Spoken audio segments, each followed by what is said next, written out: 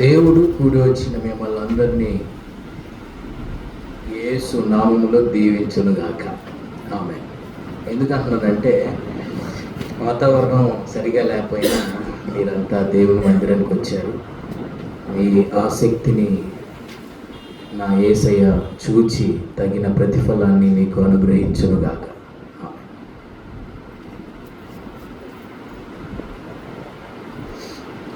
కామన్గా ఏ కార్యక్రమానికి మనం వెళ్తున్నా వర్షం మనకు అడ్డు రాదు.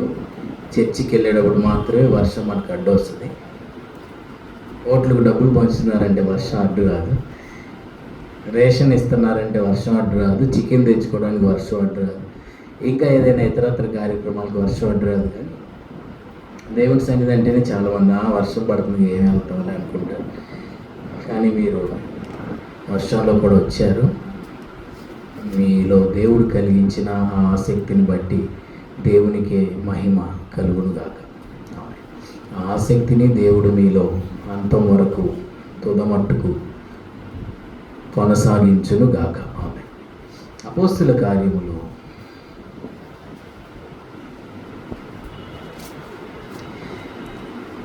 4వ అధ్యాయం. అపోస్తుల కార్యములు 4వ అధ్యాయం 36 వచనం. అపోస్తలులు 4:36.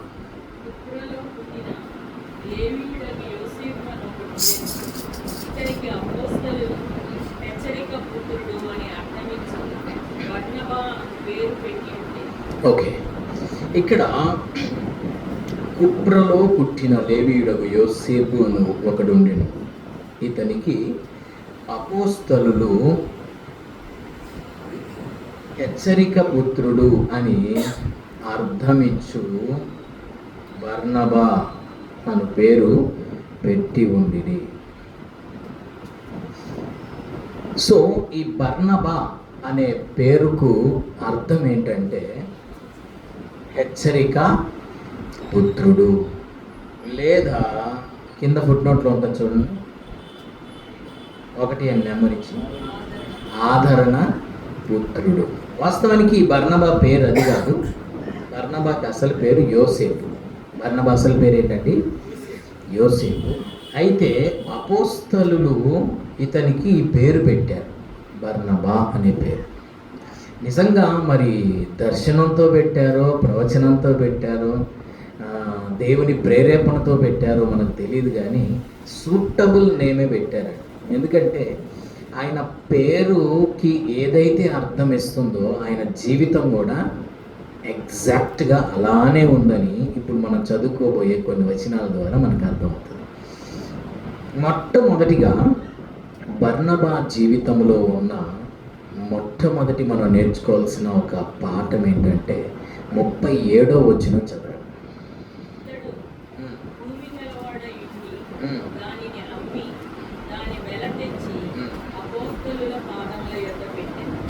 సో బర్నబా అనే పేరుకి అర్థం ఏంటంటే హెచ్చరిక పుత్రుడు లేదా ఆదరణ పుత్రుడు. ఇంగ్లీష్లో ఎంకరేజర్ అనే పేరు ఆయనకుంది.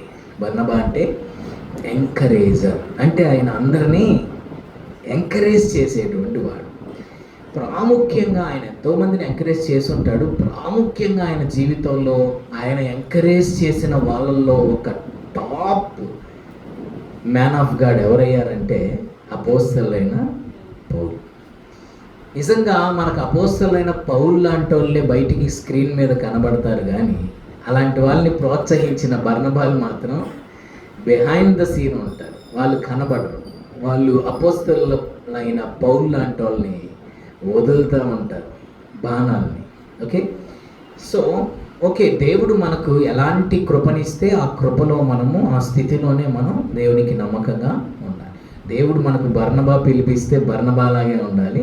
పౌల్లాగా దేవుడు వాడుకోవాలనుకుంటే పౌల్లాగే మనం ముందుకెళ్ళాలి. బర్నబా పౌలు అవ్వాలనుకోకూడదు, పౌలు బర్నబా అవ్వాలనుకోకూడదు. దేవుడు మనల్ని ఏ స్థితిలో మనల్ని ఆయన వాడుకోవాలనుకున్నాడు ఆ స్థితిలోనే మనం దేవునికి నమ్మకంగా ఉండాలి. సో బర్నబా గారి లైఫ్లో ఫస్ట్ మనం నేర్చుకోవాల్సిన, తెలుసుకోవాల్సిన పాఠం ఏంటంటే 37వ అతడు భూమి గలవాడై ఉండి దాన్ని అమ్మి దాని వెల తెచ్చి అపోస్తలుల పాదముల యొద్ద పెట్టెను. అతనికి ఒక భూమి ఉందంట. ఆ భూమిని ఆయన అమ్మేసేసి దాని వెల ఎంత వచ్చిందో మనకు తెలియదు. మరి అప్పుడు రేట్లు ఎట్లా ఉన్నాయో అంటారు. సో ఎంత వచ్చిందో మనకు తెలియదు, కానీ ఒక్క పైసా కూడా తన దగ్గర ఉంచుకోకుండా పూర్తిగా ఆ ధనాన్ని తెచ్చి ఎక్కడ పెట్టారు? అపోస్తలుల నెత్తి మీద పెట్టాను అని ఉందా? ఎక్కడ పెట్టారు? పాదాల దగ్గర పడేసాడు. చూడండి, ఆ ఫస్ట్ సెంచరీ రివైవల్కి గల కారణం వాళ్ళు ధనమునకు ఇచ్చిన స్థానం ఫీట్, నాట్ హెడ్. ఈ రోజున పాస్టర్లందరూ నెత్తి మీదకి వస్తుంది దాని కదండి. నిజంగా చాలామంది సేవకులు ఆశీర్వదింపబడక ముందు ఉన్న ప్రయాస, ఆ కన్నీరు, ఆ భారం ఆశీర్వదింపబడిన తర్వాత ఎక్కువ మందిలో, అందరిని అనకూడదు, కొంతమంది ఫస్ట్లో ఎలా ఉన్నారు లాస్ట్ దాకా అలానే ఉంటారు. కానీ ఆశీర్వదింపబడిన తరువాత ఆ డబ్బు ద్వారా పాడైపోయిన వాళ్ళు చాలామంది ఉన్నారు. సో ఆది అపోస్తలులు మనీ అనే ఆ దయ్యానికి, దురాత్మకి ఇచ్చిన స్థానం ఏంటి? పాదాల దగ్గర పెట్టారంట. చాలా అద్భుతమైనటువంటి రెవల్యూషన్ అండి. సో ఎప్పుడైతే మనం దేవునికి హెడ్ స్థానం ఇస్తామో, ధనానికి ఫీట్ స్థానం ఇస్తామో, ఖచ్చితంగా మన జీవితాలు అపోస్తలుల జీవితాల వలె దేవుని కొరకు మండుతాయి, వాడబడతాయి. ఎప్పుడైతే అది రివర్స్ అయిందో ఆటోమేటిక్గా మన జీవితం ఫెయిల్ అండ్ ఫాల్ అయిపోతుంది. సరే, ఇప్పుడు మనం ఇక్కడ తెలుసుకోవాల్సిన మెయిన్ పాయింట్ ఏంటంటే, ఆ భూమిని అమ్మేసేసి దాన్ని వెల తెచ్చి అపోస్తలుల పాదాల దగ్గర పెట్టాడు. ఎగ్జాంపుల్గా మాట్లాడుకున్నాం ఇప్పుడున్న ప్రైస్ని బట్టి. సిబిఎన్ సార్ వచ్చారు కాబట్టి కొంచెం రేట్లు పెరిగినాయి కాబట్టి ఒక ఎకరం 2 కోట్లు అనుకున్నాం అండి. మనకే ఉందనుకున్నాం. ఎగ్జాంపుల్ అండి, మీరు వెళ్ళిపోమాకండి, ఎగ్జాంపుల్ చెప్తున్నా అంతే. ఒక ఎకరం 2 కోట్లు కలిగిన విలువ గల భూమి ఉందండి. 2 కోట్లు తెచ్చి దేవుని సేవకు మనం ఇవ్వగలము? 2 కోట్లు పక్కన పెట్టండి. 2 కోట్లలో దశంభాగం ఎంత? 20 లక్షలు కదా. 20 lakhs ఇవ్వడానికైనా అసలు మనకు మనసు ఒప్పిద్దా? ఇంత డబ్బా అసలు 10% పెట్టకుండా 5% పెడితే దేవుడు ఎంత బాగుండేది కదా. 2% పెట్టినట్టు ఎంత బాగుండేది. 10% ఇవ్వాలా అనిపిస్తుంది. అంటే కొంతమందికి అనిపిస్తుంది, కొంతమందికి మనసు ఉంటుంది, ఇచ్చే మనసు. వాళ్ళకి అనిపించదు, అమ్మో దేవునికి నేను ఎంత ఇస్తే నాకంతా పరలోకంలో నేను ధనాన్ని కూర్చుకున్నట్లని కొంతమంది మనసు ఉంటుంది. కొంతమందికి అయితే 10% ఇవ్వాలంటేనే చాలా కష్టం, చాలా ఇబ్బంది పడిపోతూ ఉంటారు. అయితే ఈయనంట ఒక్క పైసా కూడా ఉంచుకోకుండా పూర్తిగా దాని వెలం తెచ్చి అపోస్తలుల పాదాల దగ్గర పెట్టేశాడు. అంటే దీన్ని బట్టి మనం గ్రహిస్తే బర్నబా లైఫ్లో ఒక సాక్రిఫైస్ మనకు కనబడుతుంది కదండి. దేవుని సేవ కొరకు త్యాగపూర్వకంగా సహకరించే, లేదా ఇంకొక విధంగా చెప్పాలంటే యాజ్ పర్ హిజ్ నేమ్, ఆయన పేరును బట్టి చెప్పాలంటే ఆయన ఎవరని చెప్పాను? ఎంకరేజర్. ఆయన పర్టికులర్గా ఇండివిజువల్గా పర్సన్స్ని మాత్రం ఎంకరేజ్ చేసేవాడు కాదు, ఎంటైర్ మినిస్ట్రీని ఆయన ఎంకరేజ్ చేసే ఒక ఎంకరేజర్గా ఉన్నాడు. అంతే కదండి. ఇప్పుడు పరిచర్య ముందుకు వెళ్ళాలంటే ప్రార్థనా సహకారం ఉండాలి, దాంతోపాటు కూడా ఫినాన్షియల్ హెల్ప్ కూడా ఉండాలి. ఎందుకంటే ఇప్పుడు మనం ఒక యాంప్లిఫైరే కొనాలనుకుంటాం, అక్కడికి వెళ్ళి మంచి ప్రార్థన పరున్నాను, నాకు ఒక యాంప్లిఫైర్ ఇస్తారా అంటే ఇస్తారా? మనకి ఏం చేయాలి? తప్పకుండా మనీ కట్టాలి. లేదంటే ఇంకో చోటకి ఎక్కడికో సువార్తకి వెళ్తున్నాము, మనము ట్రైన్లో వెళ్తున్నాము, ట్రైన్ టికెట్స్ కావాలంటే మనీ కావాలి, కార్లో వెళ్ళాలంటే దానికి మనీ కావాలి, ఏది చేయాలన్నా మనీ అవసరం.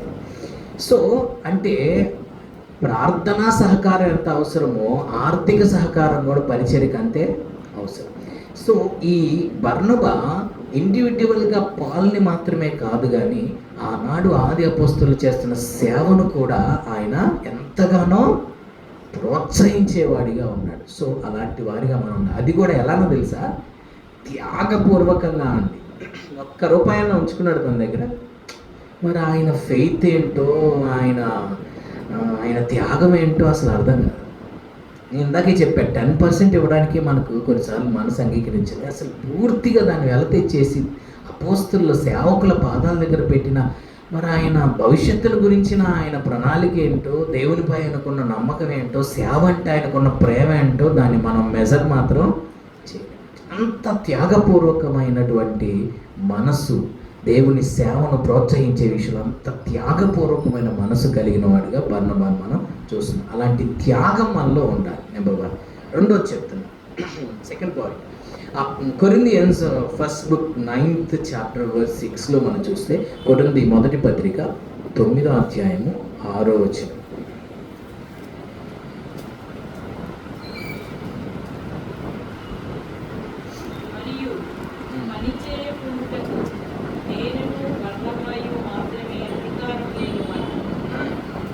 చూసారా, ఇక్కడేమంటాడంటే అపోస్తలుడైన పౌలు, పని చేయకుండా ఉండుటకు నేనును బర్నబాయు మాత్రమే అధికారము లేనివారు. ఇంకా కింది వచనాల్లోకి వచ్చేస్తే, ఎవరైనా సొంత ఖర్చు పెట్టుకొని దాంట్లో కొలువు చేస్తాడా, ద్రాక్ష తోట వేసుకొని ఫలాన్ని తిన్నవాడెవడు, మందని కాచి మంద పాలు తాగినవాడెవడు, ఇవన్నీ లోకాచారాన్ని బట్టి చెప్పుచున్నానా? ధర్మశాస్త్రం కూడా వీటిని చెప్పట్లేదా? కళ్ళం తొక్కుచున్న ఎద్దుమూతికి చిక్కం పెట్టవద్దని మోషే ధర్మశాస్త్రంలో రాయబడి ఉంది. దేవుడు ఎడ్ల కోసం విచారించి ఈ మాటను రాయించాడా? మన కోసం దీన్ని చెప్పుచున్నాడా? అవును, మన కొరకే కదా ఈ మాట రాయబడిన. ఎలాగనగా దున్నువాడు ఆశతో దున్నవాళ్ళను కళ్ళం త్రొక్కించువాడు పంటలో పాలు పొందుతున్న ఆశతో త్రొక్కింపవలెను. ఇక్కడ ఏం చెప్తున్నా అంటే, పనివాడు తన జీతానికి పాత్రుడు. పనివాడు తన జీతానికి పాత్రుడు. కానీ ఈయనేమన్నాడంటే, మేము ఆ అధికారాన్ని వాడుకోలేదు. అది అధికారం, దేవుడిచ్చిన అధికారమే. ఎందుకంటే వాళ్ళు కష్టపడుతున్నారు కాబట్టి వచ్చినటువంటి ఆ యొక్క జీతాన్ని అనుభవించడానికి వాళ్ళు యోగ్యులే. అదేం పాపమేమి కాదు, అదేం తప్పేమి కాదు. మరి ఇక్కడ ఏమన్నా అంటే, మాకు అధికారం లేదా? అందరిలాగా పని చేయకుండా ఉండటం. మిగతా వాళ్ళందరూ పని చేయకుండా దేవుడు ఇచ్చినటువంటి ధనంతో వాళ్ళు పోషింపబడుతున్నారు. ఓకే, కానీ పౌలు బర్నబాలు మాత్రం తమ స్వహస్తాలతో కష్టపడి పనిచేసి తమ జీవనాన్ని కొనసాగిస్తున్నారు. చాలా చోట్ల రాస్తాడు ఆ విషయాలు. మనం పత్రికలు చదివినప్పుడు చాలా చోట్ల ఆ విషయం మెన్షన్ చేస్తూ ఉంటాడు. మేము స్వహస్తాలతో కష్టపడి పనిచేస్తున్నాం, జీవనాన్ని కొనసాగిస్తున్నాం, ఎంతో కష్టపడుతున్నాను, మేము చాలా శ్రమ పడుతున్నాము అని చెప్పి చాలా చోట్ల చెప్పాడు. సరే, ఇక్కడ మనం తీసుకోవాల్సిన పాయింట్ ఏంటంటే, బర్నబా ఒక సోమరి వ్యక్తి కాదు, ఒక పండుబోతు కాదు, లేదంటే ఒక సోంబేరి కాదండి. బర్నబా ఒక హార్డ్ వర్కర్. కష్టపడి పనిచేసి తన జీవనాన్ని కొనసాగించే వ్యక్తి. నిజంగా వాస్తవానికి మరి పని చేయకుండా ఉండొచ్చు. ఎవరిని అడుగుతారో వచ్చి, మీరు ఎందుకు పని చేయలేదని అడగరు. వాళ్ళకి ఆ అధికారం ఉంది. కానీ దేవుని ధనాన్ని వాళ్ళు ఒక్క పైసా కూడా వాడకుండా పూర్తిగా ఆ ధనాన్ని దేవుని సేవకే వాడి తమ కష్టపడి సంపాదించిన ధనంతో తమ జీవనాన్ని కొనసాగించారు. అంటే వీళ్ళలో మనం నేర్చుకోవాల్సిన రెండవ పాఠం ఏంటంటే, వారు ఎంతో కష్టపడి శ్రమపడే మనసు కలిగినటువంటి వాళ్ళు. మన యేసుప్రభు మనసు ఎలాంటిదండి చూడండి. మన యేసుప్రభు ఎలాంటి మనసు కలిగిన వాడు అంటే, శ్రమపడే మనసు కలిగిన వాడు. ఆయన బిడ్డలమైన మనకు కూడా శ్రమపడే మనసు ఉండాలి. 1 Peter 4:1, పేతురు మొదటి పత్రిక 4:1.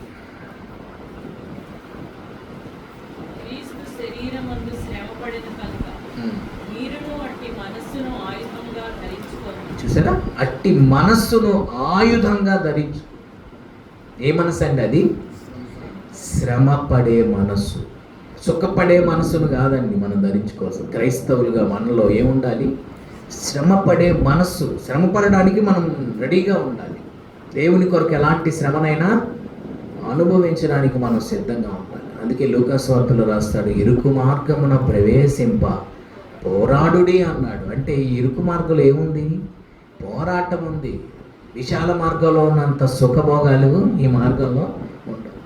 కామన్గా మనం ఇరుకు మార్గంలో వెళ్తుంటే మనల్ని చూస్తున్న లోకం ఏమనుకుంటుందంటే, ఏంట్రా పిచ్చేమన్నా పట్టిందా, ఎదురు ఇంత మంచి విశాల మార్గం ఉంటే నువ్వేంటి ఇరుకు మార్గం చూస్ చేసుకున్నావు. వీళ్ళందరూ అంతే, క్రిస్టియన్స్ పిచ్చోళ్ళు, మెంటల్ వాళ్ళకి. ఇంత విశాలంగా ఉంటే మార్గం, నేను నాకు కష్టాలు కావాలి, శ్రమలు కావాలి, సిలువు కావాలి అని ఇరుకుని ఎంచుకున్నాయంటని లోకం దృష్టిలో మనం ఒక పిచ్చోళ్ళలాగా కనబడతాం. ఓకే, అయితే లోక జ్ఞానం చెప్తుంది ఇరుకు మార్గంలో వెళ్ళేవాడు పిచ్చోడని. కానీ బైబిల్ జ్ఞానం, దైవ జ్ఞానం చెప్తుంది ఆ విశాల మార్గంలో వెళ్ళేవాడే పిచ్చోడు, జ్ఞానం లేదు. ఎందుకనంటే వాడు టెంపరరీ, కొద్ది కాలం ఉండే ఆ యొక్క కంఫర్ట్స్నే చూస్తున్నాడు, కానీ ఆ విశాల మార్గం తిన్నగా ఎక్కడికి తీసుకెళ్తుందో ఆ దూరదృష్టి అతనికి లేదు. వారి జ్ఞానం కొంతవరకు మాత్రమే పరిమితం, కానీ తర్వాత దాని డెస్టినేషన్ ఎక్కడికి వెళ్తుందో అవగాహన వాళ్ళకి లేదు. విశాల మార్గం ఎక్కడ తీసుకెళ్తుందండి? ఆ మార్గం నాశనమునకు పోవు మార్గం విశాలమును, ఆ దారి వెడల్పునై ఉన్నది. నాశనానికి వెళ్ళే మార్గం విశాలంగా ఉంటుంది, వెడల్పుగా ఉంటుంది. కానీ జీవమునకు పోవు మార్గం ఇరుకును సంకుచితమునై ఉన్నది. గుర్తుపెట్టుకోండి, ఈ ఇరుకు మార్గం తిన్నగా నిన్ను జీవానికి తీసుకొని వెళ్ళబోతుంది. కొద్ది కాలం దేవుని కొరకు మనం శ్రమను అనుభవిస్తే తర్వాత దేవుడు మనల్ని ఆ మార్గం ఎక్కడ తీసుకెళ్తుంది? జీవమునకు మనం తీసుకెళ్తాం. ఈరోజు విశాల మార్గంలో వెళ్తున్నారు చాలామంది, మన కళ్ళకు కనబడుతున్నారు. వాళ్ళని చూసి మనము నా బతికెందుకు అని అనుకోకూడదు. వాళ్ళని చూసి మనం జాలిపడే వాళ్ళగా ఉండాలి. వాళ్ళ కోసం భారంతో ప్రార్థన చేసేవాళ్ళం. దేవా, అశాశ్వతమైన ఈ లోకాన్ని వీళ్ళు ప్రేమిస్తూ నరకానికి పరుగులు పెడుతున్నారయ్యా, ఇదే ఈ లోకమే పర్మనెంట్, ఇదే శాశ్వతం అనుకొని భ్రమలో ఉన్నారు, సాతాను గారి చేతిలో ఉన్నారు. వారిని రక్షించు దేవా అని వాళ్ళని చూసినప్పుడు వెంటనే మన హృదయం తప్పించి వారి కొరకు ప్రార్థన చేయాలి. అది నిజమైన భారం కలిగిన ఆత్మీయుడి యొక్క లక్షణం. అంతేగాని లోకాన్ని చూసి ప్రభుని ఎందుకు నమ్ముకున్నా, అసలు ప్రభు మార్గంలోకి ఎందుకు వచ్చాను, నేను కూడా లోకంలో ఉంటే చక్కగా లోకస్తుల్లాగా ఎంజాయ్ చేసేవాడిని కదా, ఇలాంటి మనసు మనలో వస్తుందంటే ఇంకా మనలో శరీర స్వభావం చావలేదని అర్థం. వారిని చూసినప్పుడు మనలో ఏం రావాలి? ఒక భారం రావాలి. వారి కొరకు వెంటనే మనం ప్రార్థన చేయాలి. ప్రభువా, నశించిపోతున్న సాతాను చేతుల్లో కబంధ హస్తాల్లో బంధించబడిన ఈ బిడ్డలను రక్షించు దేవా, మండుచున్న అగ్నిగుండానికి ఈ ఆత్మలు వెళ్ళిపోకుండా కాపాడండి. ఆ వేదనకరమైన స్థలం అండి, దాని గురించి తలుచుకుంటేనే ఎంతో బాధ, భయం కలగాలి. వేదనకరమైన ఆ స్థలానికి వెళ్తే రేపు పొద్దున వాళ్ళ పరిస్థితి ఎలా ఉంటుందో. అది నిజం కాకపోతే ఏముందిలే, లైట్ తీసుకో. పరలోకం నరకం నిజం కాకపోతే ఏముందిలే, ఈ లైఫ్తో మనం ఎండ్ అయిపోతే ఏముందిలే అని తీసుకోవచ్చు. అది నిజం కాకపోతే అసలు యేసుక్రీస్తు ఈ లోకానికి రావాల్సిన అవసరం లేదు. ఎందుకని పరలోక నరకం ఉందా నువ్వేమైనా చూసావా అనే వాళ్ళకి నేను ఒకటే చెప్తా. సరే, పరలోక నరకం ఉందా లేదా పక్కన పెడదాం. యేసుక్రీస్తు ఈ లోకానికి వచ్చాడా రాలేదా? నువ్వు నమ్మినా నమ్మకపోయినా యేసుక్రీస్తు ఈ లోకానికి వచ్చాడు అన్నది 100% వాస్తవం. అది మనం చెప్పట్లేదు, చరిత్ర చెప్తుంది. యేసుక్రీస్తు ఎందుకు వచ్చాడు? ఆ నరకపు వేదనను ఒకవేళ లేకపోతే ఆయన రావాల్సిన అవసరం లేదు. ఆయన ఎందుకు వచ్చాడంటే ఆ అగ్నిగుండం నుంచి మనల్ని తప్పించడానికే ప్రభు వచ్చాడు. యేసుక్రీస్తు వచ్చాడు అన్నది ట్రూ అయితే నరకం ఉన్నది అన్నది కూడా ట్రూనే. సో కాబట్టి శ్రమపడే మనస్సును ఆయుధంగా ధరించుకోవాలి. మనలో ఉన్న సోమరితనాన్ని మనం విడిచి బర్నబా వలె మనం శ్రమపడే మనస్సును ఆయుధంగా ధరించుకొని దేవుని కొరకు ఎలాంటి శ్రమనైనా మనం భరించడానికి మనం సిద్ధంగా ఉండాలి. అలాంటి శ్రమపడే మనస్సు ఈ రోజు నుండి మనం ఆయుధంగా ధరించుకుందుముగాక. Second point. థర్డ్ పాయింట్ చెప్తున్నాను. మూడవది యాక్ట్స్ 9 చాప్టర్ వర్స్ 27. అపోస్తలులు 9:27.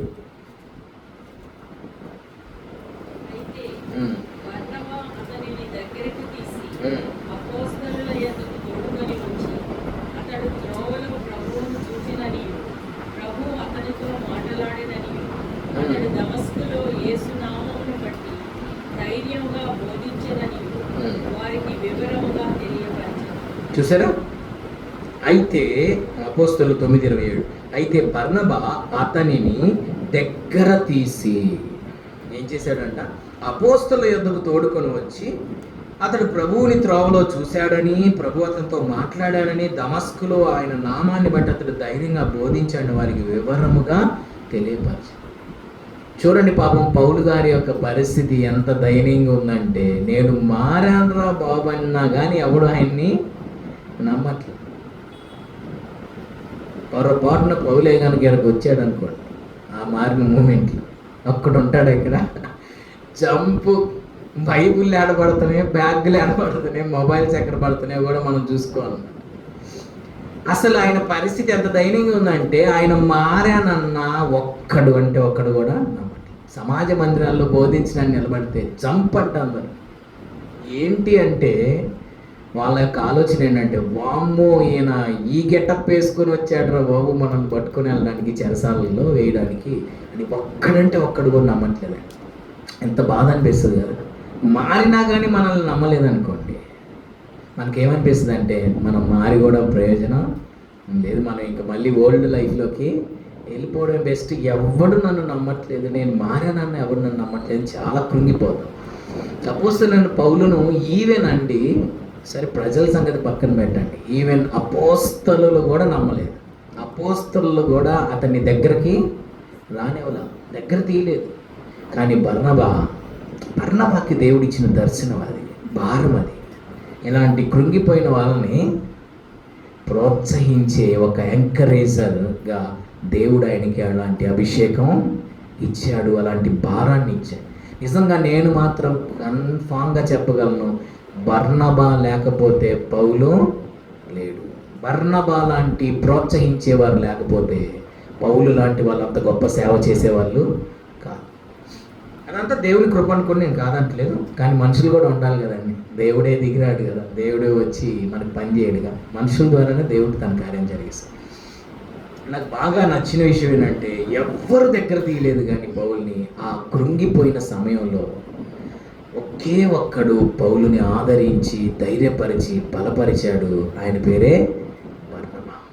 పౌలును దగ్గర తీసి అపోస్తల దగ్గరికి వెళ్ళి అతని గురించి చెప్పి నచ్చచెప్పి, లేదు ప్రభు ఇతన్ని దర్శించాడు, ఇతను నిజంగా మారాడు, ప్రభు ఇతనితో మాట్లాడాడు, ఇతను దమస్కులో ప్రభువుని గురించి ఆయన బోధిస్తున్నాడు, అతను బోధించాడని వెళ్ళి అపోస్తలులతో పౌలుని తీసుకెళ్ళి సమాధాన పరిచి వాళ్ళతో కలిపాడు బర్నబా. సో కాబట్టి బర్నబాలో ఉన్న ఆ మూడో అనుభవం ఏంటంటే, కృంగిన వారిని బలపరిచే ఆ గిఫ్ట్ కలిగిన వాడు. So and also another reference acts 11:23, ఇదే కోణంలో మరొక వాక్యం, యాక్ట్స్ 11:23. అతడు వచ్చి దేవుని కృపను చూచి సంతోషించి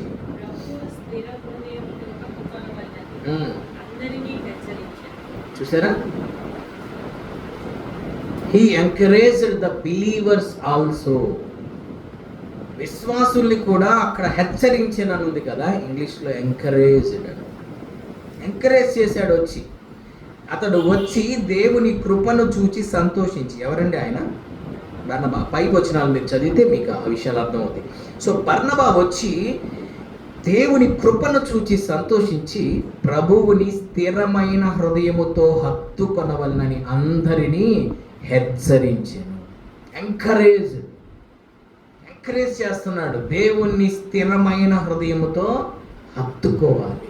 విశ్వాసుల్ని ప్రోత్సహించాడు, సేవకుల్ని ప్రోత్సహించాడు, ఎంటైర్ మినిస్ట్రీని కూడా ఆయన ప్రోత్సహించాడు కదా. 3 రెఫరెన్స్లు మనం చూసాం, పాల్ అండ్ బిలీవర్స్ అండ్ స్టార్టింగ్లో చర్చ్, అపోస్తల పాదం దగ్గర పెట్టాను.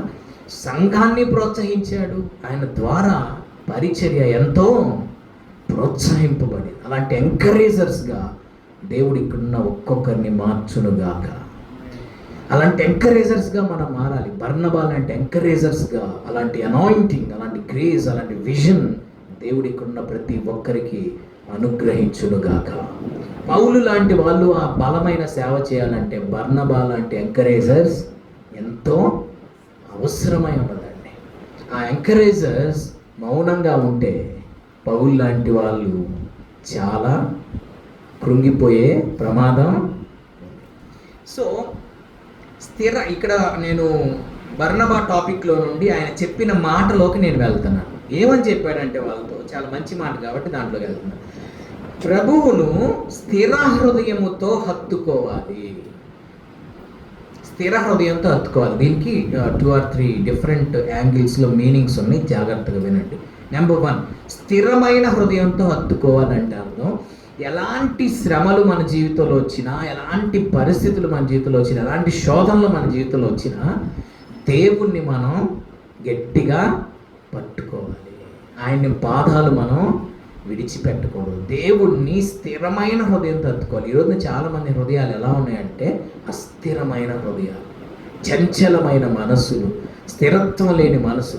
చిన్న శ్రమకే కదిలిపోతున్నారు, చిన్న శ్రమకే దేవుణ్ణి వదిలిపెట్టేస్తున్నారు. ఇక్కడ వాళ్ళని ఎలా ఎంకరేజ్ చేశారంటే స్థిరమైన హృదయముతో దేవుణ్ణి హత్తుకోవాలి. అది ఫస్ట్ పాయింట్. రెండోది ఏమంటారంటే remain faithful to the lord. Remain faithful to the lord. దేవునికి నమ్మకంగా ఉండాలి. ఎలాంటి పరిస్థితులు వచ్చినా దేవునికి ఎలా ఉండాలి? నమ్మకమైనటువంటి వ్యక్తులుగా ఉండాలి. అండ్ థర్డ్ మీనింగ్ చెప్తున్నాను, stay close to the lord what ever the situation. ఎలాంటి పరిస్థితులు ఉన్నా దేవుని నుంచి మాత్రం నువ్వు దూరం అవ్వకూడదు. దేవునికి నువ్వు దగ్గరగానే బ్రతకాలి. ఏ సిచ్యువేషన్, ఏ స్ట్రగుల్ నిన్ను దేవుని నుంచి దూరం చేయనివ్వద్దు. Stay close to the Lord. ఎలాంటి పరిస్థితులు వచ్చినా దేవునికి నువ్వు సమీపంగా ఉండడానికి నువ్వు జాగ్రత్త పడాలి. తర్వాత పాయింట్ చెప్తున్నాను. ఇదే అపోస్తలుల 11:24 వచనములో 24లో బర్నబా గురించి రెండు మంచి మాటలు రాయబడ్డాయండి. 24, అతడు పరిశుద్ధాత్మతోనూ విశ్వాసంతోనూ నిండుకొనిన సత్పురుషుడు. ఎవరి గురించి చెప్తున్నారంటే ఇది బర్నబా గురించి చెప్తున్నారు. ఏమని చెప్తున్నారంటే ఫస్ట్ సత్పురుషుడు. సత్పురుషుడు అంటే గుడ్ మ్యాన్. ఎవరండి ఆయన? Good man. చాలా సత్పురుషుడు, చాలా మంచివాడు. బైబిల్లో ఆయన గురించి ఆ పదం రాయబడిందంటే ఆయన నిజంగా ఎంత మంచి సాక్ష్యము ప్రజల్లో కలిగి ఉన్నాడు కదా.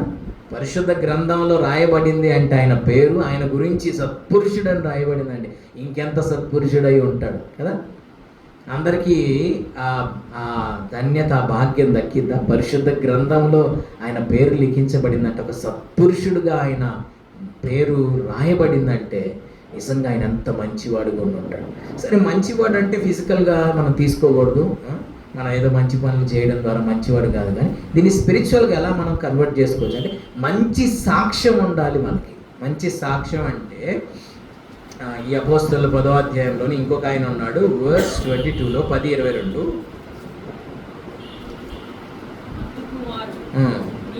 నీతిమంతుడును దేవునికి భయపడేవాడును మంచి పేరు పొందినవాడు. పేరు అంటే అండి ఇక్కడ భౌతికమైనటువంటి నేము, ఫేమ్ గురించి నేను మాట్లాడలేదు, పేరు ప్రఖ్యాతుల గురించి మాట్లాడలేదు. ఇక్కడ నేను చెప్పేది స్పిరిచువల్గా యూదా జనులందరి వలన మంచి పేరు పొందినాడు అంటే మన బిబ్లికల్ వర్డింగ్లో మంచి సాక్ష్యం, మన గురించిన ఒక మంచి సాక్ష్యం ఉండాలి. ఎక్కడెక్కడ? మన సంఘంలో మన గురించి ఒక మంచి సాక్ష్యం ఇవ్వాలి. ఎవరిని కదిలిచ్చినా పలానా వ్యక్తి ఎలాంటి వాళ్ళంటే మన గురించిన ఒక మంచి సాక్ష్యము సంఘంలో ఉండాలి. 2, మన కుటుంబంలో ఉండాలి. 3, మన వీధిలో ఉండాలి. 4, సమాజంలో ఒక మంచి సాక్ష్యం మన గురించి ఉండాలి. సో కాబట్టి ఇంకొక ఆయన ఉన్నాడు, ఆయన పేరు స్టీఫెన్ అండి. 6వ అధ్యాయము అపోస్తలులోనే, ఎక్కడో కాదు, అపోస్తలుల 6వ అధ్యాయంలో స్టెఫను గురించి కూడా 3వ వచనం 6:3. కాబట్టి సహోదరులారా, ఆత్మతోను జ్ఞానముతోను నిండుకొని మంచి పేరు పొందిన 7 మనుషులను మీలో చూసారా? మంచి పేరు పొందిన. పేరు అంటే అండి భౌతికమైన నేమ్ కాదండి నేను చెప్పేది. ఒక మంచి సాక్ష్యం ఉండాలి. మన గురించి మన ఇంట్లో ఒక మంచి సాక్ష్యం ఉండాలి, మన సంఘంలో ఒక మంచి సాక్ష్యం ఉండాలి, మనం నివసిస్తున్న ప్రాంతంలో మన గురించి ఒక మంచి సాక్ష్యం. మనం ఎలాంటి వాళ్ళం అనేది ఎవరినో అడగాల్సిన అవసరం, మన ఇంటి పక్కన వాళ్ళని అడిగితే చాలు కదండి. మన గురించి వాళ్ళు పూర్తిగా చెప్తారు డీటెయిల్గా. ఎందుకనంటే ఖచ్చితంగా మన లైఫ్ ఎలాంటిదో ఖచ్చితంగా మన పక్కన వాళ్ళకి తెలుసు. వాళ్ళని వెళ్ళి మనం అడిగినప్పుడు వీళ్ళు ఎలాంటి వాళ్ళు అని వాళ్ళు మన గురించి మంచి సాక్ష్యం ఇవ్వగలుగుతున్నారా, లేదంటే వీళ్ళ అండి పొద్దున్న లేస్తే అండి బైబిల్ పట్టుకుని వెళ్తారండి, కానీ వీళ్ళ జీవితంలో అస్సలు ఇంత చేంజ్ కూడా, ఇంత మార్పు కూడా లేదండి అనేది కనుక మన గురించిన సాక్ష్యం అయితే దేవుని నామానికి ఎంతో అవమానం తెచ్చేవారిగా మనం ఉంటాం. సో మంచివాడు, సత్పురుషుడు బర్నబా, స్టెఫను, కొర్నేలి వీళ్ళ గురించి బైబిల్ ఏం చెప్పిందంటే వాళ్ళు మంచి పేరు పొందినవాడు. సో అందుకనే ఒక కొటేషన్ ఉంటుంది ఏంటంటే, క్రైస్తవునికి గదిలో ప్రార్థన ఉండాలి, మదిలో వాక్యం ఉండాలి, వీధిలో సాక్ష్యం ఉండాలి. ఈ 3 ఉండాలండి క్రైస్తవుని. గదిలో ప్రార్థన, మదిలో వాక్యం, వీధిలో సాక్ష్యం. ఈ సాక్ష్యం లేకపోతే రేపొద్దున నువ్వు వెళ్ళి ఏదన్నా 4 మాటలు చెప్తే ఎవరన్నా వింటారా? పైకి అనకపోయిన మనసులేని అనుకుంటారు, ముందు నువ్వు చూసుకో, నీ లైఫే సరిగ్గా లేదు, నాకు చెప్పడానికి వచ్చామంటారు. సో కాబట్టి అందుకని ముందు మనకు ఒక మంచి సాక్ష్యం ఉండాలి. అందుకే పౌలు అంటారు, మీ సొత్తులను అపహరింపబడనిచ్చుట మేలు కదా. మీకున్న సొత్తుని కోల్పోండి, నష్టపోండి, సాక్ష్యాన్ని మాత్రం కోల్పోమాకండి. అవసరమైతే మీకున్న సమస్తాన్ని కోల్పోండి, కానీ మీ సాక్ష్యాన్ని, మీ పరిశుద్ధతను మాత్రం కోల్పోమాకండి అంటాడు. తర్వాత అపోస్తలులు 11:24లోనే ఇంకొక మంచి మాట రాస్తుంది. అదే, అతడు పరిశుద్ధాత్మతోనూ విశ్వాసంతోనూ నిండుకొనిన సత్పురుషుడు. 2టితో నింపబడ్డాడంట ఆయన. ఏంటో చెప్పగలరా? పరిశుద్ధాత్మతోనూ విశ్వాసంతోనూ. He was full of the Holy Spirit and of faith. Full of the Holy Spirit and of faith. విశ్వాసంతో నిండుకొనినటువంటి వాడు మరియు పరిశుద్ధాత్మతో నిండుకొనినటువంటి వాడు. సేమ్ ఇదే పదాలు స్టెఫన్ లైఫ్లో కూడా మనం చూస్తాం. 6వ అధ్యాయంలో ఉంటుంది. అతడు పరిశుద్ధాత్మతోనూ విశ్వాసంతోనూ నిండుకొనినవాడు అని 6th చాప్టర్ verse 5లో మనం చూస్తాం. విశ్వాసంతోనూ పరిశుద్ధాత్మతో నిండుకొనిన వాడైన స్టెఫన్. జస్ట్ గుర్తుంటుందని అది కూడా చూపిస్తాను. సో విశ్వాసంతో నిండుకొనిన జీవితం అండి. He was full of faith అండి. నిజంగా స్టెఫన్ లైఫ్లో కూడా మనం చూస్తే అతడు కృపతోను బలం, 6వ అధ్యాయం 12-13 వచనాల్లో అతడు కృపతోను బలముతో నిండిన వాడే ప్రజల మధ్య సూచక్రియలు, గొప్ప మహత్కార్యాలు చేస్తున్నాడు. ఆ సూచక్రియలు ఎలా జరుగుతాయి? మహత్కార్యాలు జరగాలంటే విశ్వాసంతో మనం నింపబడాలి. ఫుల్ ఆఫ్ ఫెయిత్ మనం పొందుకోవాలి. ఆ విశ్వాసంతో నిండుకొనిన జీవితంలోనికి మనం ఎదగాలి. బర్నబా వలె. మరి బర్నబా ఎక్కడ అద్భుతాలు చేసినట్టు మనకేమీ మరి కనబడదు, కానీ మరి ఇద్దరు కలిసి చేశారనుకోండి మినిస్ట్రీ, చాలా ఎక్కువ పాల్ గారే ఎక్కువ హైలైట్ అవుతూ ఉంటారు. ఖచ్చితంగా ఆయన కూడా చాలా అద్భుతాలు చేశాడని నేను అనుకుంటున్నాను. ఎందుకంటే he was full of faith. అంత విశ్వాసంతో నింపబడినవాడు కాబట్టి. స్టెఫన్ విశ్వాసంతో నింపబడి సూచక్రియలు ఎలా చేశాడు? నేను అనుకుంటున్నాను ఎన్నో అద్భుతాలు బర్నబా జీవి ద్వారా కూడా దేవుడు జరిగించి ఉంటాడు. దానికి గల కారణం అతడు విశ్వాసంతో నింపబడ్డాడు. ఈరోజు నుంచి మనం కూడా ఎవరిని ప్రార్థించాలంటే, దేవ బర్నబా వలె పరిశుద్ధాత్మతోనూ విశ్వాసంతో నింపబడిన ఆ జీవితం నాకు దయచేయమని దేవుని సన్నిధిలో మనం ప్రార్థించాలి. 13th chapter acts. ఈరోజు మనం చెప్పేదంతా అపోస్తలులోనే ఉంటుందండి, మీరు ఎక్కడికి వెళ్ళాల్సిన అవసరం లేదు. 13వ అధ్యాయం వచనం 2.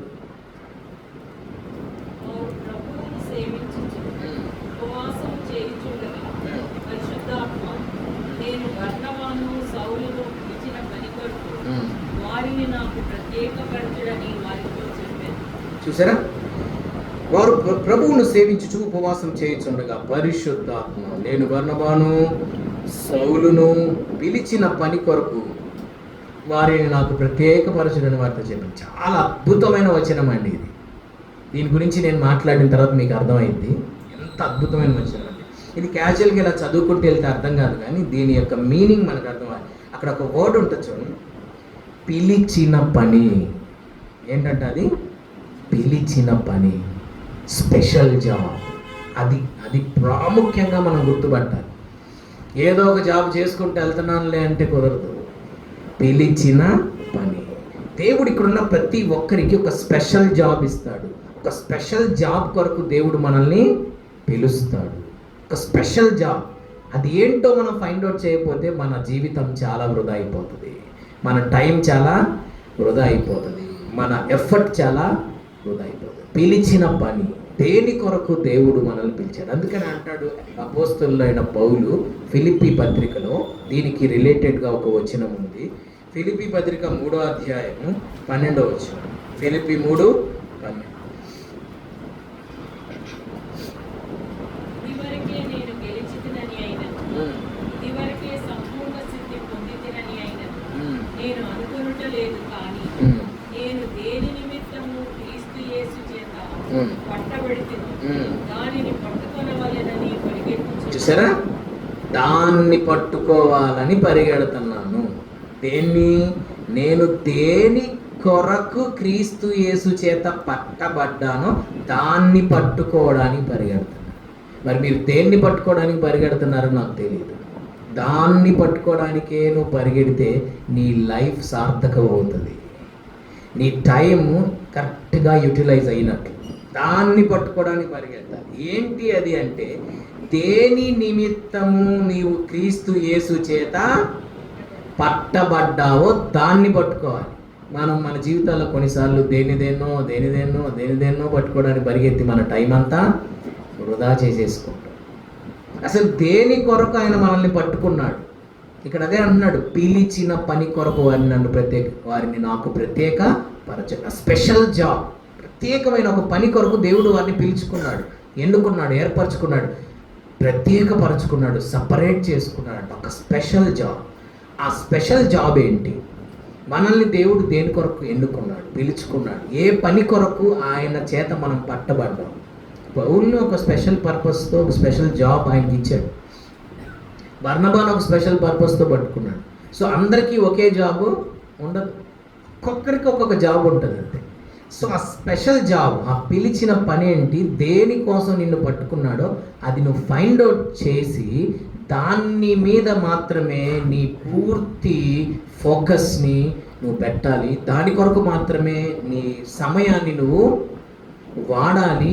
దాని కొరకు మాత్రమే నీవు నిరంతరము ప్రయాస పడాలి. ఇక్కడ అదే అంటున్నాడు, దానిని పట్టుకోవడానికి పరిగెడతాను. ఈ రోజున మనం చాలాసార్లు అసలు దేనికోసం మనల్ని దేవుడు పట్టుకున్నాడో, దేనికోసం మనల్ని ఎన్నుకున్నాడో, ఏ పని కొరకు, ఏ పనిని మనకు దేవుడు అప్పగించాడో ఆ పని మీద మనం కొన్నిసార్లు ఫోకస్ సాధారణంగా ఏం చేస్తాడంటే దాని మీద ఫోకస్ పడకుండా ఎటు తీసుకెళ్ళిపోతాడు. యూజ్లెస్ థింగ్స్ మీద అన్నిటికీ మన ఫోకస్ పెట్టి వాటి కోసం మన సమయం అంతా, మన జీవితం అంతా వృధా అయిపోయేటట్టు చేస్తాడు. ఇది చాలా మనం గ్రహించుకోవాల్సిన విషయం అండి. ఏ పని కొరకు దేవుడు మనల్ని పిలుచుకున్నాడో అదేంటో దేవుని మనం ముందు అడగాలి. దేవా, నువ్వు నన్ను ఎందుకు పట్టుకున్నావు, ఎందుకు ఎన్నుకున్నావు, ఎందుకు ఏర్పరచుకున్నావు, అసలు ఏంటి, నా ద్వారా ఏ పని చేయించాలనుకున్నావు, ఆ పని ఏంటో నాకు తెలియపరచండి మనం దేవుని దగ్గర అడిగితే ఖచ్చితంగా దేవుడు ఏదో ఒక రీతిలో మనకు అది ఖచ్చితంగా తెలియజేస్తాడు. దాని మీద మన పూర్తి ఎఫర్ట్ని పెట్టగలిగితే మంచి ఫలితాలు మనం తప్పకుండా చూస్తాం. సో ఇక్కడ అదే అన్నాడు, పిలిచిన పని, ఒక ప్రత్యేకమైన పని కొరకు దేవుడును పౌలును బర్నబాను పిలుచుకున్నాడు, ఎన్నుకున్నాడు, ఏర్పరచుకున్నాడు. ఇక్కడ కూర్చున్న మనల్ని కూడా దేవుడు ఎన్నుకున్నాడు, పిలుచుకున్నాడు, ప్రత్యేకపరచుకున్నాడు, ఏర్పరచుకున్నాడు. ఎందుకంటే ఎంతోమంది లోకంలో నశించిపోతున్నారు.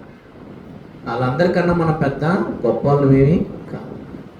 ఎందుకు దేవుడు మనల్ని పిలుచుకున్నాడు అంటే ఏదో ఒక పర్పస్ మన మీద దేవునికి ఉంది. అదేంటో మనం ఫైండ్ అవుట్ చేసి దాన్ని మనం ఫుల్ఫిల్ చేసే పనిలో మనం బిజీ అవుదుముగాక. సో ఆ పిలిచిన పని కొరకు నాకు ప్రత్యేకపరిచాడు. ఇక్కడ ఉన్న ప్రతి ఒక్కరిని దేవుడు ఏదో ఒక పర్పస్తో ఎన్నుకున్నాడు, ఏదో ఒక పని కొరకు ఆయన ప్రత్యేకపరుచుకున్నాడు. ఆ ప్రణాళిక ఏంటో, ఆ సంకల్పం ఏంటో, ఆ గాడ్స్ విల్ ఏంటో, దేని కొరకు నిన్ను ఆయన ప్రత్యేకపరుచుకున్నాడో, పిలుచుకున్నాడో, ఏర్పరచుకున్నాడో దాన్ని దేవుని సన్నిధిలో కనిపెట్టి ఈ రోజు నుంచి ప్రార్థించి దాన్ని ఫైండ్ అవుట్ చేసి మీ పూర్తి ఫోకస్ దాని మీద పెట్టి పౌలు గారు అన్నట్లు దాన్ని పట్టుకోవడానికే నేను పరిగెడతాను అన్నట్టు కేవలం దాని కొరకు మాత్రమే మనం పరిగెడదాం. ఈ రోజు నుంచి అనవసరమైన విషయాల కోసం పరిగెత్తి మనం మన జీవితంలో గాడ్స్ యొక్క విల్ పర్పస్ లేని వాటి కొరకు ఎన్నోసార్లు మనం పరిగెత్తి టైంని వృధా చేసుకునేప్పుడు దాకా కనీసం ఇక్కడ నుండైనా దాన్ని పట్టుకోవడానికే మనము పరిగెత్తుదుముగాక. తర్వాత మాటను మీకు తెలియజేస్తాను. చాలా ఇది కూడా చాలా అద్భుతమైన మాట అండి. 15:25 అపోస్తలులేనండి 15:25.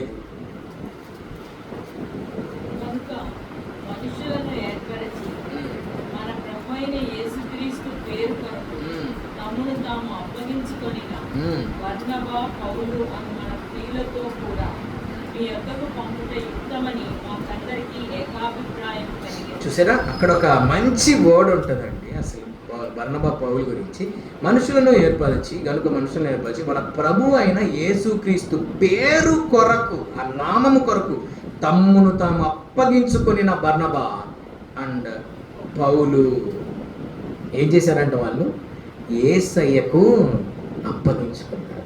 ఆయన నామం కోసం, ఆయన పేరు కోసం తమ జీవితాలనే అప్పగించేసుకున్నారు, సమర్పించేసేసుకున్నారు, అంకితం చేసేసుకున్నారు, డెడికేట్ చేసేసుకున్నారు, సబ్మిట్ చేసేసుకున్నారు. ఆ పేరు కొరకు తమ జీవితాలను అప్పగించేసేసుకున్నారు. నిజంగా ఎంత త్యాగం అండి, ఎంత సాక్రిఫైస్ వారి జీవితం. దేవుని కొరకు తమ జీవితాలనే అప్పగించుకున్నారు. అలాంటి వారిగా మనం ఉండాలి. ఇంగ్లీష్లో ఇలా రాస్తుంది, నేను చదువుతా చూడండి. Who have risked their lives for the name of our Lord. దేవుని నామము కొరకు తమ జీవితాలని రిస్క్లో పెట్టుకున్నారు. వాస్తవానికి ఎవరు రిస్క్ను ఫేస్ చేయడానికి ఇష్టపడరు. దేవుని కోసం వారి జీవితాలనే రిస్క్ చేసేసుకున్నారండి. Praise God. వారి లైఫ్స్నే వాళ్ళు రిస్క్ చేసేసుకున్నారండి దేవుని కోసం. దేవుని కోసం ఇంకా చెప్పాలంటే వాళ్ళ ప్రాణాలనే పణంగా పెట్టేశారు, వాళ్ళ లైఫ్స్నే సబ్మిట్ చేసేసుకున్నారు. దేవుని కోసం వారి జీవితాలనే అప్పగించేసేసుకున్నారండి. అలాంటి సమర్పణ, ఇందాక నేను ఫస్ట్ వర్స్లో త్యాగం అని చెప్పాను కదా, ఇక్కడ సమర్పణ. ఆయన జీవితంలో ఎంతో గొప్ప సమర్పణ గల జీవితాన్ని మనం చూస్తున్నాం. దేవుని పేరు కొరకు తమ జీవితాలనే అప్పగించేసేసుకున్నటువంటి వారు. And chapter 13 verse 49, 13:49. ప్రభువు వాక్యము ఆ ప్రదేశమంతటా వ్యాపించెను. కానీ యూదులు భక్తి మర్యాదలు గల స్త్రీలను, ఆ పట్టణపు ప్రముఖులను రేపి పౌలునకు బర్నబాకును హింస కలుగజేసి వారిని తమ ప్రాంతముల నుండి వెళ్ళగొట్టిరి. వీరు తమ పాదధూళిని వారి గడ్డ నొక్కివేసి ఈకొరియకు వచ్చింది. అయితే శిష్యులు ఆనందభరితులై పరిశుద్ధాత్మతో నిండిన వారై. చూడండి, బర్నబాకు పౌలు కంట హింసను కలగజేసి తమ ప్రాంతాల నుండి వెళ్ళగొట్టేశారంట, హింసించారు. అంటే శత్రువు ఎలా హింసిస్తాడు? ఖచ్చితంగా ఎంతో బాధకరంగా హింసిస్తాడు. అదిగాక వాళ్ళలో ఇంకా దురాత్మలు పనిచేస్తూ ఉంటాయి కాబట్టి ఇంకా హింస అనేది చాలా తీవ్రంగా ఉంటుంది. అంత హింసించి తమ ప్రాంతాల నుంచి వెళ్ళగొట్టేస్తే అక్కడ రాయబడిన ఒక రోషం కలిగిన మాట, తమ పాదధూళిని వారి తట్టు దులిపి వేశారంట. రేపు ఉంటుందండి ఇంక వాళ్ళకి మామూలుగా ఉంటుంది కదా. యేసుప్రభు ఏమన్నాడు? మీ పాదధూళిని మీరు అక్కడ దులిపేసేయాలని ఇంక నేను చూసుకుంటాను సార్. వాళ్ళ జీవితం సొదొమ గొమొర్రా కన్నా దారుణంగా ఉంటుంది బాబోయ్, తలుచుకుంటేనే చాలా భయంకరం. అసలు వాళ్ళలో ఉన్న రోషం చూడండి, పాదధూళిని దులిపేశారు. నిజంగా నాకు అనిపిస్తుంది ఈ వచనం చదివినప్పుడు, సేవకులుగా మాకు ఎంత భాగ్యం ఇచ్చాడు దేవుడు. మా పాద ధూళికే దేవుడంత రెస్పెక్ట్ వాల్యూ ఇస్తే ఇంకా మా జీవితాలకి ఇంకెంత ఇస్తాడు. సో అది మేము ఫైండ్ అవుట్ చేయాలి. అది దేవుడు సేవ చేస్తున్న వాళ్ళు అది ఆ వాల్యూని కాపాడుకోవాలి, ఆ పవర్ని ఎంజాయ్ చేయగలగాలి, ఆ గాడ్స్ ప్రజెన్స్ని మేము మా లైఫ్స్ ద్వారా తీసుకుని వెళ్ళగలగాలి. చాలామంది దాన్ని గ్రహించుకోలేనటువంటి స్థితిలో ఉన్నారు. చూడండి, దేవుడు మా పాద ధూళికే అంత వాల్యూ ఇస్తే మరి మాకెంత వాల్యూ ఇస్తాం కదా. సో దేవుని దగ్గర ఆ వాల్యూని సేవకులుగా మేము కాపాడుకోవాలి. ఆ అనాయింటింగ్, ఆ ప్రజెన్స్ని ట్రూగా మేము దేవుని దగ్గర నుంచి తీసుకొని ప్రజల్లోనికి దాన్ని మేము తీసుకొని వెళ్ళాలి. అది మాకెంతో ప్రోత్సాహకరమైన వచ్చిన 52లో మనం చూస్తే, అయితే శిష్యులు ఆనందభరితులై పరిశుద్ధాత్మతో నిండిన వారే. ఆ విధంగా హింసను పొందంట ఆనందభరితులయ్యారంట. పరిచర్యకి ఏమన్నా కారు కొన్నారండి అక్కడ ఆనందభరితులు అవడానికి, ఏదైనా ఒక పెద్ద బిల్డింగ్ ఏమైనా కట్టారా ఆనందభరితులు అవడానికి, పెద్ద ఏషియాలోనే బిగ్గెస్ట్ చర్చి కట్టారు అక్కడ ఏమన్నా ఆనందభరితులు అవడానికి. హింసను పొంది ఆనందభరితులై పరిశుద్ధాత్మతో నింపబడ్డారు. ఏం లైఫ్ అండి అది. శ్రమలు పడితే పడ్డాం. అలాంటి స్పిరిచువల్ ఎక్స్పీరియన్సెస్ని ఎంజాయ్ చేస్తుంటే అసలు ఆ శ్రమలాగా అనిపించింది. భౌతికమైన విషయాలను బట్టి వాళ్ళు ఆనందభరితులయ్యారు. బర్నబా గారు పొలం అమ్మి డబ్బులు కాళ్ళ దగ్గర పెట్టినందుకు ఆనందభరితులయ్యారని లేదు. ఫిజికల్ మ్యాటర్స్ కాదని, దేవుని కొరకు హింసింపబడి వాళ్ళు ఆనందభరితులై పరిశుద్ధాత్మతో. అది ఇక గ్లోరియస్ లైఫ్ అంటే అది మనం మాటల్లో వర్ణించాం. శ్రమ పడితే పడ్డాం, దేవుని కొరకు హింసింపబడితే హింసింపబడ్డాం, కానీ ఆ మహిమకరమైన జీవితాన్ని మనం టేస్ట్ చేయగలుగుతాం, ఎంజాయ్ చేయగలుగుతాం. లాస్ట్ ఫైనల్గా ఒక మాట చెప్పి నేను ప్రార్థన చేయాలనుకున్నాను. 14th చాప్టర్లో మనం చూస్తే 14వ అధ్యాయంలో లుస్రా అనే పట్టణంలో బలహీన పాదములు గల పుట్టినది మొదలుకొని కుంటివాణ్ణి పౌలు బర్నబా నజరేయుడైన యేసుక్రీస్తు నామములో నిలబెట్టి నడిపించారు. ఎప్పుడైతే వాడు గంతులు వేసి నడవడం ప్రారంభించారు, ఆ ప్రాంతంలో ఉన్న ప్రజలందరూ వామ్మో దేవతలు మనుష్య రూపాన్ని దాల్చి మన మధ్యకు వచ్చేసారని అప్పటికప్పుడికే వాళ్ళకి హెర్మే అని ద్యుపతి అని పేర్లు పెట్టేసేసి వాళ్ళని ఊరేగించి వాళ్ళని దేవుళ్ళను చేసేసారు. ఆ ప్లేస్లో మనం ఉంటే ప్రభు నన్ను గణపరచడం ప్రారంభించాడు. దేవుడు చూపించిన దర్శనాలు నెరవేరుతున్నాయి. ఘనతనిస్తానన్నాడు ప్రభు. ఇదే నాకు ప్రభు ఇస్తున్న ఘనత అనుకుంటాం. కానీ పౌలు బర్నబా యుద్ధ నుంచి వచ్చిన రియాక్షన్ ఏంటో తెలుసా? వస్త్రాలు చించేసుకున్నారంట. జన సమూహంలోకి వెళ్ళి జొరబడి ఏమన్నారు తెలుసా? అయ్యలారా, ఎందుకు ఇలా చేస్తున్నారయ్యా? మేము కూడా మీ స్వభావం గల నరులమే. మీరు ఈ వ్యర్థమైన వాటిని విడిచిపెట్టి ఆకాశమును భూమిని సముద్రమును వాటిలో ఉండి సమస్తమును సృజించిన జీవం గల దేవుని వైపు తిరగవలెనని మీకు సువార్త ప్రకటించు. అంటే ఇక్కడ వారి జీవితం, ఆ యొక్క సేవకుల లైఫ్ మనకి ఏం తెలియజేస్తుందంటే, వారు తమ ఘనత కొరకు పనిచేయట్లేదు, దేవుని మహిమ కొరకు మాత్రమే పనిచేస్తారు. తమ జీవితాల ద్వారా దేవుణ్ణి మాత్రమే ప్రజెంట్ చేస్తున్నారు తప్ప ఎక్కడా వారు వినబడాలని కానీ వారు కనబడాలని కానీ వాళ్ళు కోరుకుంటారు. అసలు వాళ్ళ రియాక్షనే చెప్తుంది, వస్త్రాలు చించేసుకున్నారంట.